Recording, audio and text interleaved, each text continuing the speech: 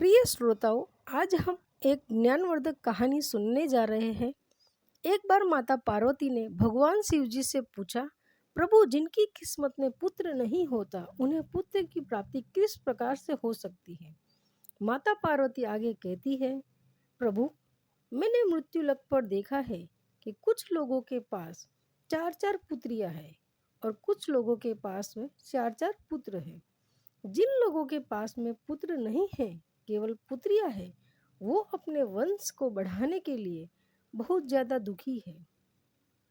ऐसे माता पिता एक पुत्र की प्राप्ति के लिए पता नहीं कहाँ कहाँ भटकते हैं, क्या क्या पूजा पाठ करते हैं, फिर भी उनकी सुनी गोद नहीं बढ़ती। आखिरकार ऐसे माता पिता को, जिनकी गोद एक पुत्र के बिना सुनी है, प्रभु, ऐसे माता पिता की गोद कैसे भर सकती है और किस प्रकार से उन्हें पुत्र की प्राप्ति हो सकती है।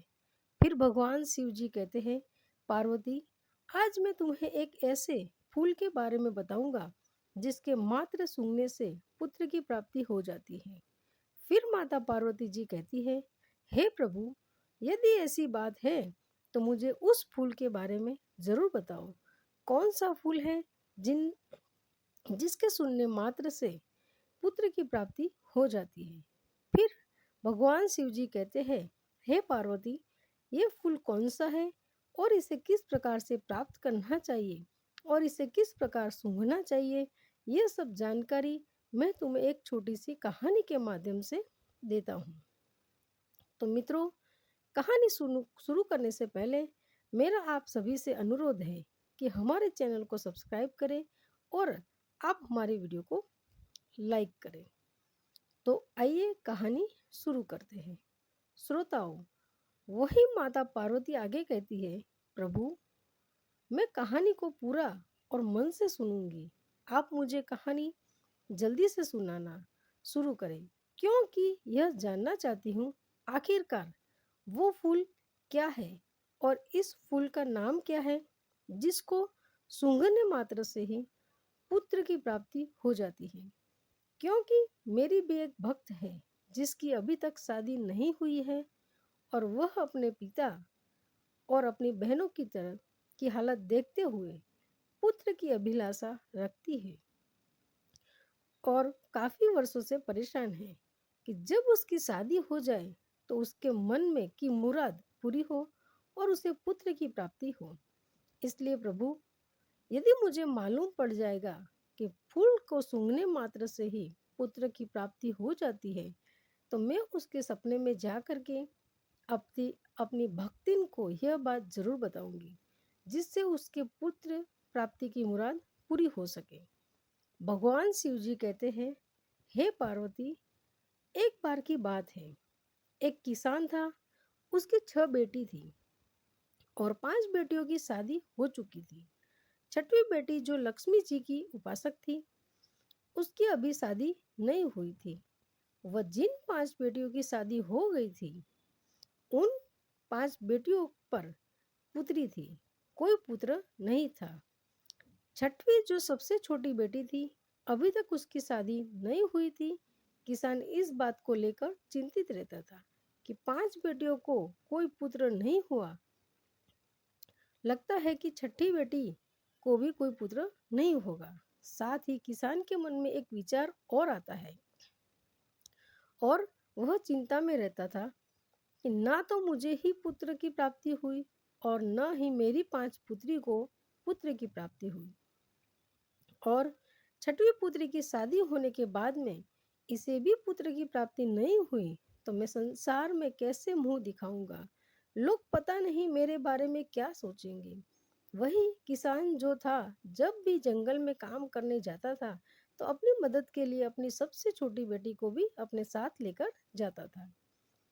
एक दिन किसान को काम करते करते समय ज्यादा हो गया और धूप निकल आई, गर्मी पड़ने लगी, दिन गर्म हो गया था। तो किसान ने अपने कपड़े उतार दिए और घास में डाल दिए।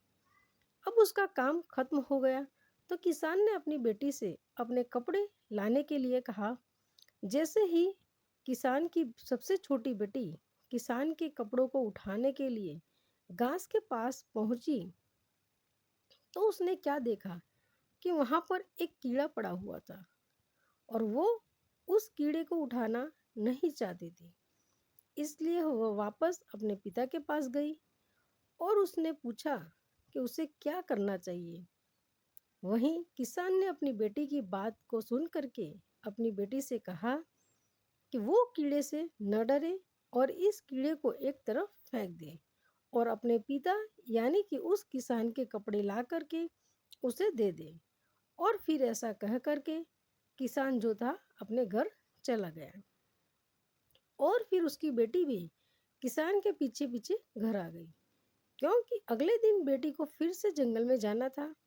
उसने कहा, पिताजी आप परेशान न हो, ये आप कीड़ों को दूर फेंकने के लिए कहते हैं, मगर यदि कीड़े को फेंक दूंगी तो उसे चोट लग जाएगी।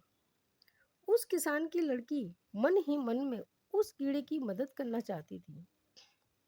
वहीं अपनी छोटी बेटी की बात को सुन करके किसान ने कहा, मुझे मेरे कपड़े ला कर दो, आगे तो मैं कीड़े के साथ में कैसा व्यवहार करना है यह तुम जानो। भगवान शिव जी कहते हैं, हे पार्वती, इस प्रकार किसान की बात सुन करके किसान की छोटी बेटी उस कीड़े के पास में गई और फिर जंगल में उसे वो कीड़ा मिल गया। लेकिन उसने कीड़े से कहा, प्यारे छोटे कीड़े, क्या तुम लेटने के लिए मुलायम जगह चाहोगे?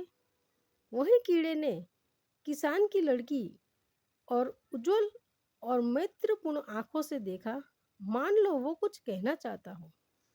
इसलिए किसान की लड़की ने उस कीड़े के भाव को समझ करके कुछ काई इकट्ठी की और उस कीड़े के लिए एक अच्छा सा नरम घोंसला बना दिया और फिर कीड़े से कहा, तुम इस नरम घोंसले में लेट जाओ।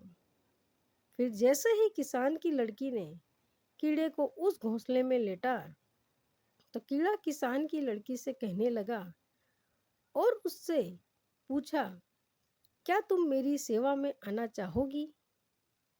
मैं जानता हूँ तुम्हारे पिता बहुत ही गरीब हैं और वो मुझे दूर भी करवाना चाहते हैं, लेकिन उन्हें उनके कपड़े मिल सके, क्योंकि मैं गर्मी में बहुत परेशान हो रहा था, इसलिए तुम्हारे पिता के कपड़ों में बैठ गया। तो बहुत अच्छे लड़की हो, मैं तुम्हें पसंद करता हूँ। तुम केवल बस हर दिन लगभग कुछ घंटे मुझे अपने साथ घुमाने के लिए चला करो। इसके लिए मैं तुम्हें रोजाना बहुत सारा धन दूंगा, मजदूरी और खाना पीना भी दूंगा। यदि तुम 3 बरस तक ऐसा करो तो मैं जादू से छुटकारा पालूंगा, क्योंकि मैं एक जादुई राजकुमार हूँ। और फिर राजकुमार बनते ही यानी अपने असली रूप में आते ही मैं तुम्हारे साथ विवाह भी कर लूंगा। भगवान शिव जी कहते हैं, हे पार्वती, वही कीड़े की बात को सुनकर कि लड़की तैयार हो गई। लड़की ने कहा, मैं आपकी सेवा के लिए तैयार हूँ, आप जैसा कह रहे हैं मैं वैसा ही करूँगी। तो कीड़े ने कहा, फिर कल इसी समय पर आ जाना। और फिर वापस आने का वचन देकर के अपने पिता के कपड़े लेकर के घर वापस आ गई और वही रात को खाना खाने के बाद सो गए। और फिर जब सुबह को उठी तो उसने अपने पिता किसान से कहा, पिताजी, आपके कपड़े मैंने लाकर आपको दे दिए। अब तक मैंने अपनी और आपकी गरीबी देखी है। मैं काफ़ी समय तक घर पर रह चुकी हूँ। अब मैं दुनिया में अपनी किस्मत आजमाना जा रही हूँ। आप मुझे जाने की अनुमति देने की कृपा करें। उधर किसान किसान अपनी लड़की को कहीं भी जाने की अनुमति देना नहीं चाहता था, क्योंकि वो लड़की कीड़े को वचन देकर ही आई थी। इसलिए उसने अपने पिता से कहा, चाहे उसे भीख ही क्यों न मांगनी पड़े, मगर अब मैं भाग्य को बदल कर ही रहूंगी। और ऐसा कहकर कि किसान की लड़की मंगला जंगल में चली गई। वह जंगल में गई और जल्द ही उसे वो कीड़ा मिल गया। फिर वो उसके आने से बहुत ही प्रसन्न हुआ और कीड़े ने उससे कहा, अब तुम आ गई हो तो मुझे थोड़ा इधर उधर घुमाने के लिए ले चलो। फिर किसान की लड़की ने वैसा ही किया, और जब शाम तक घुमाते घुमाते पहले दिन का समय समाप्त हुआ, तो उस जंगल में एक शानदार महल अचानक प्रकट हो गया। महल में एक बड़ा कमरा था, जिसमें एक बड़ी मेज थी, जो खाने पीने की चीजों से सजी हुई थी, जो उसने अपने पूरे जीवन काल में कभी नहीं देखी थी। फिर तो किसान की लड़की ने पेट भर खाना खाया और फिर बिस्तर पर चली गई। और फिर रोजाना हर दिन वह 1-2 घंटे के लिए कीड़े को अपने साथ में रखती थी और फिर महल में जाती थी, जहाँ उसके लिए सब कुछ तैयार किया जाता था और जहाँ उसके लिए शानदार व्यवस्था की जाती थी। भगवान शिव जी कहते हैं, हे पार्वती, इस प्रकार धीरे धीरे 1 वर्ष बीत जाने के बाद में किसान की लड़की ने कीड़े से अपने पिता से मिलने की अनुमति मांगी। तो कीड़े ने कहा, तुम्हारी इच्छा अपने पिताजी से मिलने की है, तो जाओ, मिलाओ और अगले दिन वापस लौट आना। और फिर कीड़ा इस शर्त पर सहमत हुआ कि वह तुरंत लौट आएगी। इस प्रकार किसान की लड़की ने अपने पिता और अपनी बहनों के लिए सोना और अन्य कीमती चीजें ले ली और अपने घर चली गई। और जब वो अपने खजाने के साथ में अपने पिता के पास पहुंची, तो उसके पिता और उसकी बहनें जानना चाहती थी कि यह सारा सामान उसे कहाँ से मिला है और इसका मालिक कौन है। लेकिन उस लड़की ने उन्हें कुछ भी नहीं बताया कि कीड़े ने उससे ऐसा करने से मना कर दिया था। यहाँ तक कि किसान और उसकी 5 बेटियों ने उसको बहुत ज़्यादा मारा पीटा, लेकिन उसने कुछ भी नहीं कहा। और वहीं अगले दिन वह लड़की कीड़े के पास वापस जंगल में चली गई और फिर उसे हर दिन 1 या 2 घंटे तक ले जाती रही। इस प्रकार दूसरे वर्ष के अंत में एक बार फिर वो अपने पिता और अपनी बहनों से मिलने गई, और इसी प्रकार तीसरे वर्ष के अंत में भी मिलने गई। वहीं जब किसान की लड़की तीसरी बार कीड़े को छोड़ करके अपने पिता और अपनी बहनों से मिलने के लिए गई, तो जाने से पहले कीड़े ने कहा था कि आज तुम तुरंत ही लौट के आना, कल तक नहीं रुकना। और इस प्रकार वह लड़की आने का वचन दे करके कीड़े को छोड़ करके चली गई।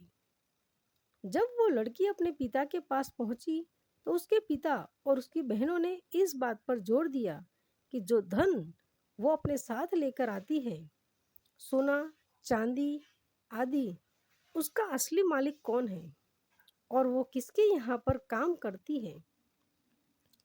वहीं उस लड़की ने अपने पिता और अपनी बहन को कुछ भी नहीं बताया, तो किसान ने उसे घर से बाहर जाने देने से इनकार कर दिया। वहीं किसान की बेटी ने किसी तरह से अपने आप को बाहर जाने का रास्ता निकाल लिया। आखिरकार उसने जोर लगा करके खुद को अलग कर लिया। लेकिन जब तक वह जंगल में लौटी, तब तक बहुत देर हो चुकी थी कि कीड़ा वहां पर नहीं था। दुख की बात तो यह थी कि उसने हर जगह देखा, लेकिन महल भी गायब हो गया था और कीड़ा भी गायब हो गया था। क्योंकि जब वो दूर थी, यानी अपने पिता के घर में थी, तो उस कीड़े के 3 वर्ष पूरे हो चुके थे और 3 वर्ष पूरे होने पर उसका जादू टूट चुका था और वो कीड़ा वापस एक राजा में बदल गया था और फिर वो अपने राज्य को वापस चला गया था। उधर कीड़े को जंगल में न पा करके वो लड़की बहुत परेशान होने लगती है और सोचने लगी, शायद मेरे पिता और मेरी बहनों ने मुझे घर पर न रोका होता, तो शायद आज कीड़ा मेरे पास होता। फिर तो लड़की ने उस कीड़े को दुनिया भर में खोजने का फैसला किया और ढूंढते ढूंढते रास्ते में वह जंगल में एक झोपड़ी के पास पहुंची, जहां पर एक बूढ़ी औरत रहती थी, जिससे उसने रात के लिए आश्रय मांगा और बुढ़िया को सारी बात बताई और बुढ़िया के साथ रही। रात बिताई। फिर बुढ़िया ने उसका मित्र संग से स्वागत किया और अगले दिन बुढ़िया ने 3 सेब दिए और उसने उसे बताया, पहले से में एक सोने की तकली है, दूसरे सेब में सोने की सूत की रील है और तीसरे सेब में एक सुनहरा चरखा है। और उसे बताया कि वह सबसे पहले किसे मिलेगी और उसे क्या करना है जिससे वह राजा तक पहुंच सके। वही लड़की ने मित्रतापूर्ण वृद्ध महिला को धन्यवाद दिया और वहां से आगे बढ़ गई। इस प्रकार किसान की लड़की तीनों सेब को लेकर के आगे निकल पड़ी। इस प्रकार कई दिनों के बाद में, बहुत दूर चलने के बाद, जब वह एक कांच के पहाड़ पर पहुंची तो वह नहीं जानती थी कि इसे कैसे पार कर सकती है, क्योंकि वो पहाड़ इतना चिकना था कि वह हमेशा नीचे की ओर फिसलती थी। अतः उसे कुछ ही दूरी पर एक लुहार दिखाई दिया तो उसके पास गई और उसने अपने हाथों और घुटनों में घोड़े की नाल बांध ली और पहाड़ पर चढ़ गई। इस प्रकार पहाड़ों को पार करने के बाद में उसे एक महान शहर दिखाई दिया। यहाँ पर वो राजा रहता था। यह कीड़ा था जिसे वह प्रतिदिन इधर से उधर ले जाती थी और इधर वो राजा जो था पहले ही शादीशुदा था। उसकी एक खूबसूरत पत्नी थी, क्योंकि ज़्यादा समय हो जाने की वजह से वह कीड़ा जब राजा में बदल गया तो उस किसान की लड़की को भूल गया। उधर कीड़ा से बना राजा को कोई संतान नहीं थी, मगर उसकी जो रानी थी वो अपने राजा की सारी संपत्ति अपने परिवार वालों को दिलवाना चाहती थी, क्योंकि उसे राजा से ज़्यादा अपने घर परिवार में ज़्यादा मोह था। उदार राजा भी पुत्र न होने के कारण बहुत ही चिंतित था। भगवान शिव जी कहते हैं, हे पार्वती, जिस समय पर किसान की लड़की भेष बदलकर महल में गई, जहां उसने खुद को रेशम काटने का काम करने के रूप में काम पर रखा, वहीं रानी ने यह सोच के काम दे दिया कि यह सूत काटने वाली है और रोजाना महल में रह कर के मखमल जैसे गालीचों के लिए सूत काट दिया करेगी। इस प्रकार जब किसान की लड़की ने पहले दिन वाला सेब खोला तो जंगल की बूढ़ी औरत ने उसको दिया था, तो उसमें से सोने की तकली निकली और जब रानी ने उस तकली को देखा उसे बहुत पसंद आई। फिर रानी ने किसान की लड़की से कहा कि वो उसे खरीदना चाहती है। तो किसान की लड़की ने रानी से कहा, नहीं नहीं, यह बिक्री के लिए नहीं है, लेकिन अगर आप मुझे एक रात के लिए राजा के साथ सोने दोगी तो यह तकली मैं आपको दे दूंगी। वही सोने की तकली रानी को बहुत पसंद थी, इसलिए रानी ने सोचा और वादा किया, ठीक है, तुम मुझे तकली दे दो, आज रात को मैं तुम्हें राजा के पास सोने की अनुमति दे दूंगी।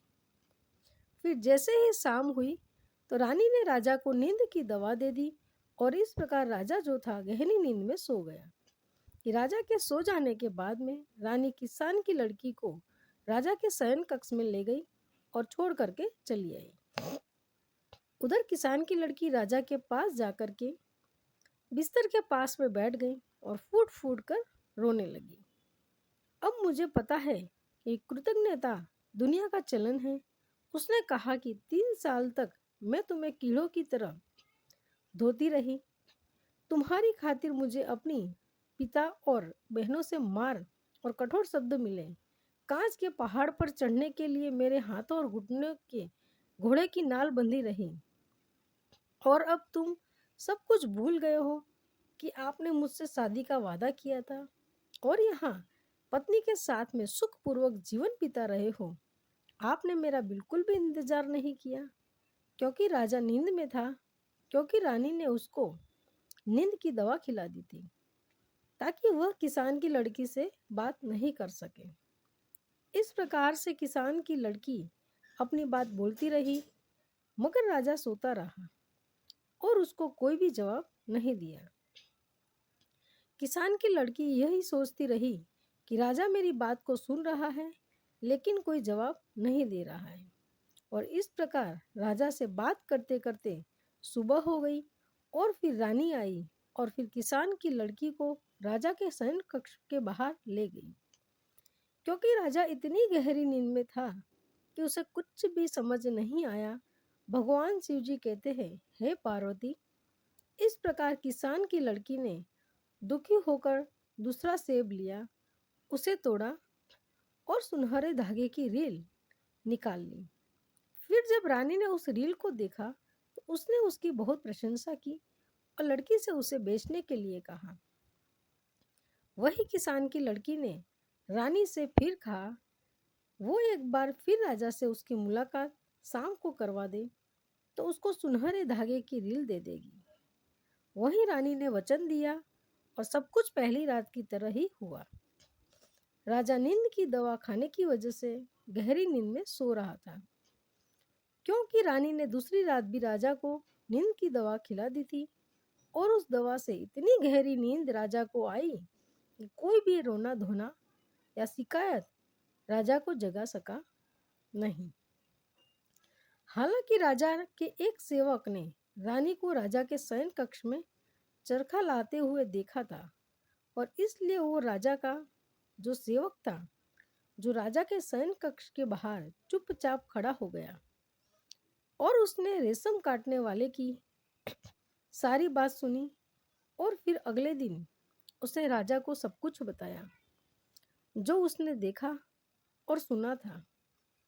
भगवान शिव कहते हैं, हे पार्वती, इस प्रकार जब राजा को मालूम पड़ गया कि जब मैं कीड़ा था और एक लड़की ने जो किसान की लड़की थी मेरी बहुत सेवा की और मैंने उससे शादी का वादा किया था, आज वो मुझे ढूंढते हुए मेरे महल तक आ गई है, मुझे उससे मिलना चाहिए।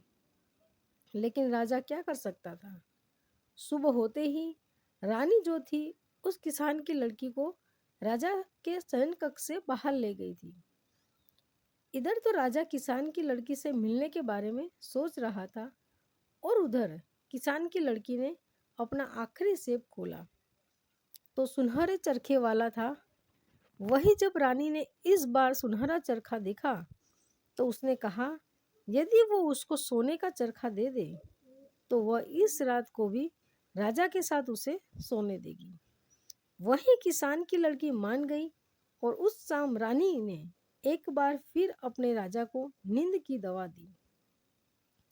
लेकिन इस बार राजा सचेत था, क्योंकि इस बार सेवक के द्वारा उसे सारी बात मालूम पड़ चुकी थी।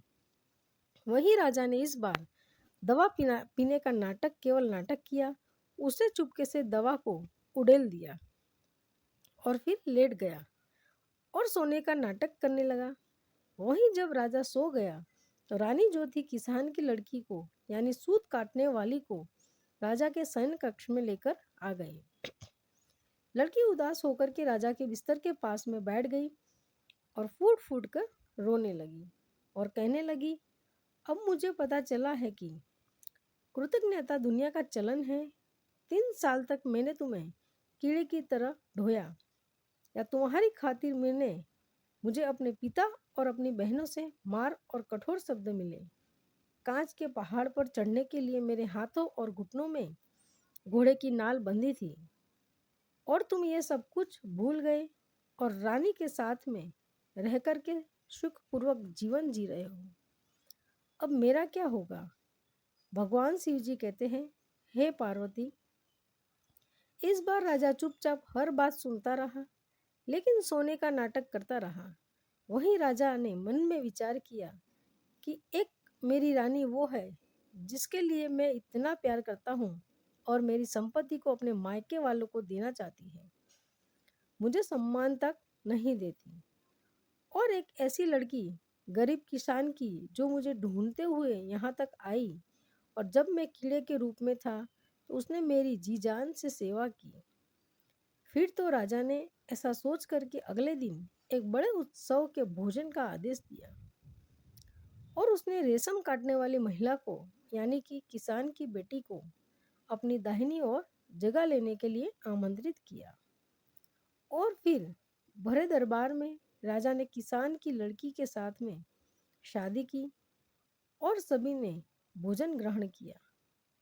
वहीं शादी होने के बाद पहली रात को जब किसान की लड़की सो रही थी, क्योंकि वह लक्ष्मी जी की उपासक थी और पुत्र की कामना मन में लेकर के रात को सो रही थी, उसी समय लक्ष्मी उसके स्वप्न में आई और उससे कहा, बेटी तुम चिंता मत करो, आज मैं तुम्हें एक ऐसे फूल के बारे में बताती हूँ जिस फूल को मासिक धर्म पूरा होने के बाद जो भी स्त्री इस फूल को सूंघ लेती है और सूंघने के बाद में मिलन करती है और जब गर्भ धारण होता है तो निश्चित ही उससे पुत्र की प्राप्ति होती है।